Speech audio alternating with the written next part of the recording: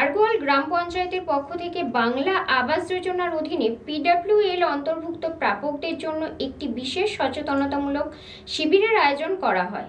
শিবিরে উপস্থিত সাধারণ মানুষকে প্রকল্পের নিয়মাবলী, যাচাই প্রক্রিয়া, পরবর্তী ধাপ এবং সরকারি সুবিধা গ্রহণের পদ্ধতি সম্পর্কে বিস্তারিতভাবে অবহিত করা হয়। আরগোয়াল গ্রাম পঞ্চায়েতের পক্ষ থেকে বাংলা আবাস যোজনার অধীনে পিডব্লিউডি অন্তর্ভুক্ত প্রাপকদের জন্য একটি বিশেষ সচেতনতামূলক শিবিরের আয়োজন হয়। শিবিরে উপস্থিত সাধারণ মানুষের প্রকল্পের নিয়মাবলী, যাচাই প্রক্রিয়া, পরবর্তী ধাপ এবং সরকারি সুবিধা গ্রহণের পদ্ধতি সম্পর্কে বিস্তারিতভাবে অবহিত করা হয়। এই শিবিরটি আরগোয়াল গ্রাম পঞ্চায়েতের মিটিং হলে অনুষ্ঠিত হয়। এই শিবিরে উপস্থিত ছিলেন পটাশপুর 2 নম্বর ব্লকের জয়েন্ট বিডিও গোপাল চন্দ্র দে, আরগোয়াল গ্রাম পঞ্চায়েতের প্রধান মালেক আলী, উপপ্রধান রুমা প্রধান, আরগোয়াল গ্রাম পঞ্চায়েতের প্রাক্তন উপপ্রধান অপরেশ সাঁতরা, গ্রাম পঞ্চায়েত সচিব দীপক জানা। সরকারি প্রতিনিধিদের পক্ষ থেকে জানানো হয়েছে, অনেক সময় প্রকল্পে নাম থাকা সত্ত্বেও সাধারণ মানুষের অজ্ঞতার কারণে প্রয়োজনীয় নথিপত্র জমা দেওয়া বা পরবর্তী ধাপ সম্পন্ন করা সম্ভব হয় না। তাই এইসব শিবিরের মাধ্যমে প্রত্যেক যোগ্য সুবিধাভোগীকে সঠিক তথ্য পৌঁছে দেওয়াই ছিল প্রধান উদ্দেশ্য।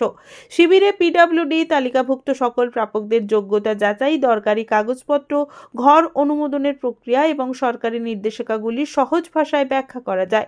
ফলে গ্রামবাসীরা প্রকল্পটি সম্পর্কে আরো সচেতন হন এবং পরিকল্পনার পূর্ণ সুবিধা নিতে সক্ষম হবেন বলে আশা করা যাচ্ছে।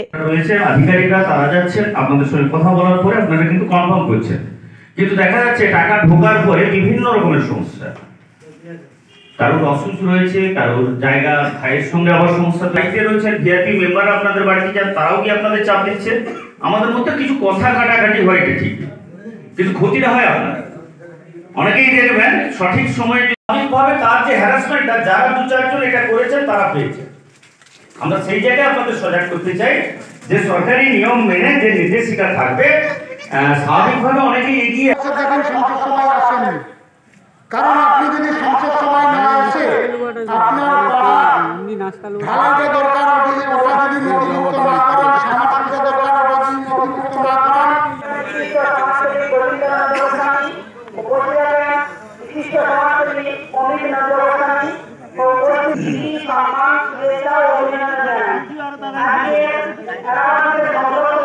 আখেরে সম্পর্কটা হয়তো কোথাও কোথাও নষ্ট হয়। আমাদের পঞ্চায়েত আপনাদের একটু চাপ দেওয়ার চেষ্টা করেন, কারণ গভর্নমেন্ট আধিকারিক এবং সেখানে গভর্নমেন্ট শেষ পর্যায়ে এসে অনেককেই মাঠে নামিয়ে দেওয়া হয়েছিল, অনেকেই বাড়ি ভেঙে ফেলেছিলেন, অনেকে শুরু করে দিয়েছিলেন।